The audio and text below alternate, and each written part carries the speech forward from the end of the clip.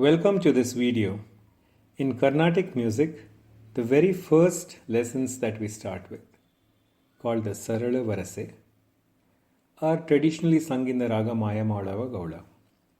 So in this video we will see why this particular raga is chosen for these beginners exercises and not any other. These beginners exercises were developed and created by Sri Purandaradasa in the 16th century, and the initial two exercises are called Varase and Alankara. Varase means a sequence of notes. These exercises are aimed at training the pupil for Swarajnana, Shruti Shuddhi and Laya Shuddhi. While there are many benefits, the question that we address today is, why did Sri Purandaradasa select the raga Mayamalavagaula? Before we get deeper into the topic, we have to see which notes constitute the raga.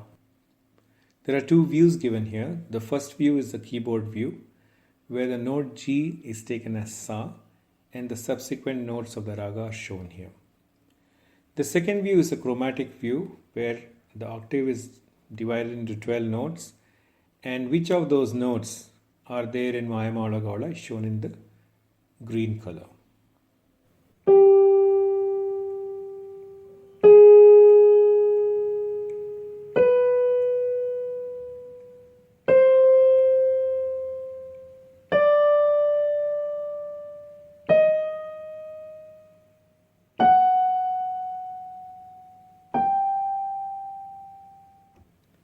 One more concept that we will go through before we get into the topic is that of note intervals.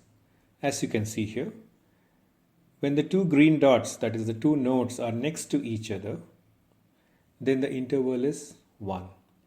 If there is one intervening note, then the interval is 2. And if there are two intervening notes, then the interval is 3, and so on.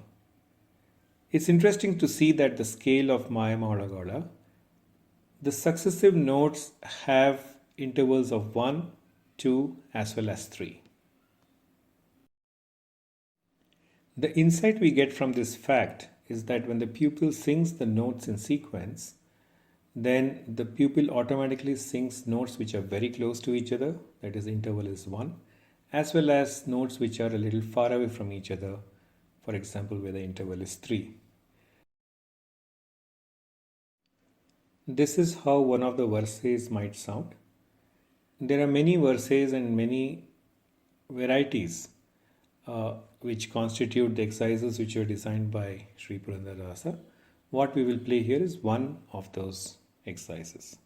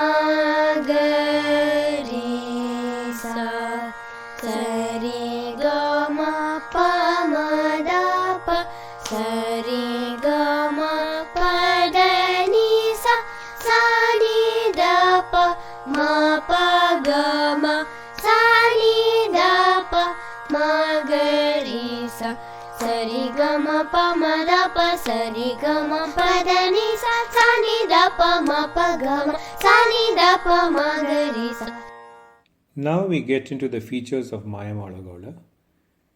The first point is that Mayamalavagaula is a Sampurna raga, which means the notes are in sequence, Sarigama Padanisa, Sanidapa Magarisa. And this is the only Sampurna raga in which there are 4 pairs of notes where the interval is 1, namely Sari, Gama, Pada and Nisa. All these are very close notes. So rendering this raga trains the pupil to render notes which are very close to each other.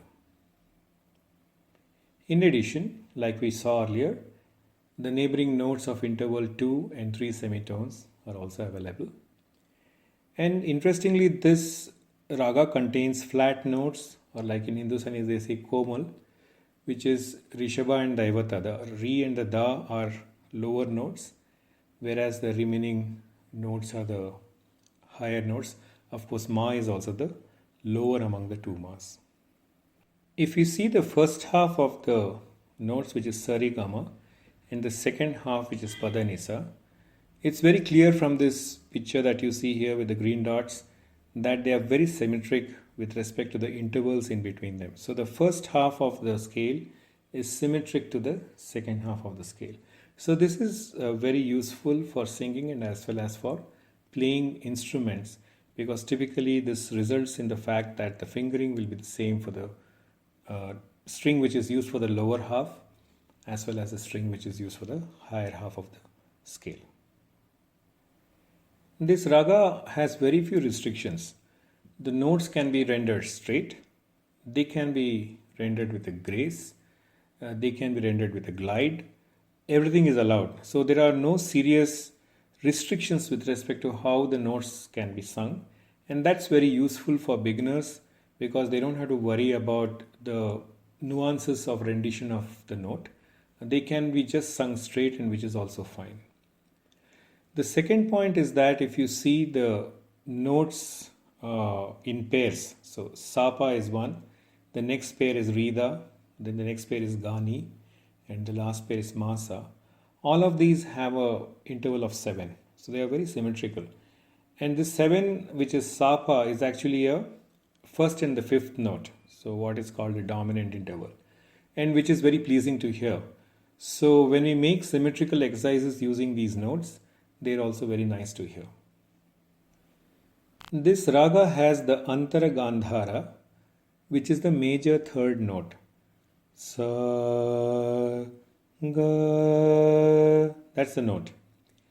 So this major third note is heard when you strum a properly tuned tamburi, even though there is no string which is tuned to this major third note, because it is heard as an overtone and it's very pleasing to hear.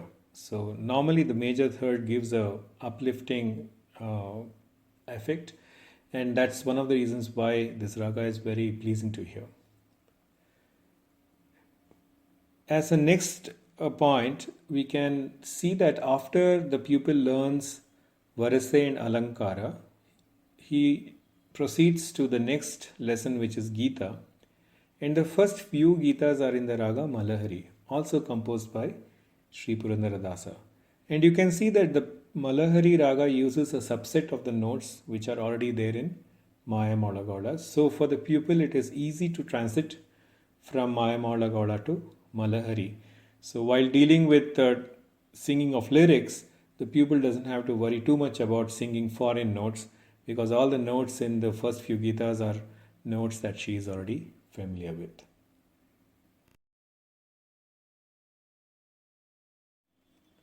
And finally, from a mystic perspective, the Mayamalavagaula raga is an auspicious raga. It is suitable to be sung early in the morning, at dawn, and this improves concentration and sharpens the mind. I hope you found this short video interesting. These explanations about Mayamalavagaula were given to me by my Guru, Vidushi Srimati Nagaratna Sadashiva. Sari ga ma pa ma da pa, sari ga ma pa da ni sa, sa ni da pa ma pa ga ma